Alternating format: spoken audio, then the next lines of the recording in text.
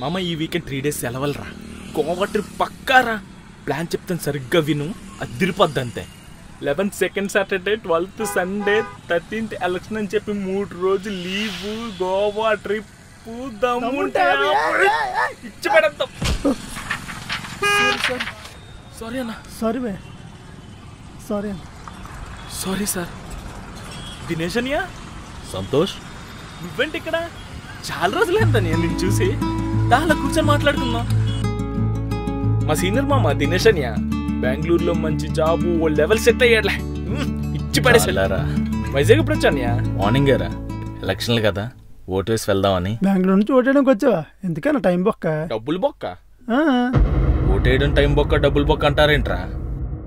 ఓటేయడం మన హక్కురా, it's our weapon.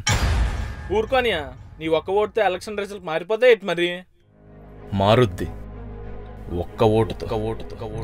2004 Karnataka assembly election.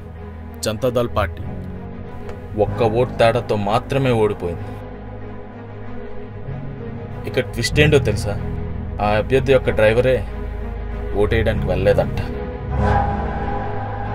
అది తెలిసాక ఆయనకి ఎంత కాలుంటుంది చెప్పు. 2008 రాజస్థాన్ అసెంబ్లీ ఎలక్షన్. బీజేపీ ఒక్క ఓటు తేడాతో మాత్రమే గెలిచింది. అంతెందుకురా, నీ ఇన్స్పిరేషన్ హిట్లర్ నాజీ పార్టీ అధ్యక్షుడిగా గెలిచింది ఒక్క ఓటు తేడాతో మాత్రమే. ఏంటన్నావురా? అంత దూరం నుంచి ఎందుకొచ్చానా? నా నేల మీద సరైన నాయకుడిని నిలబెట్టాల్సిన బాధ్యత మనందరిదిరా.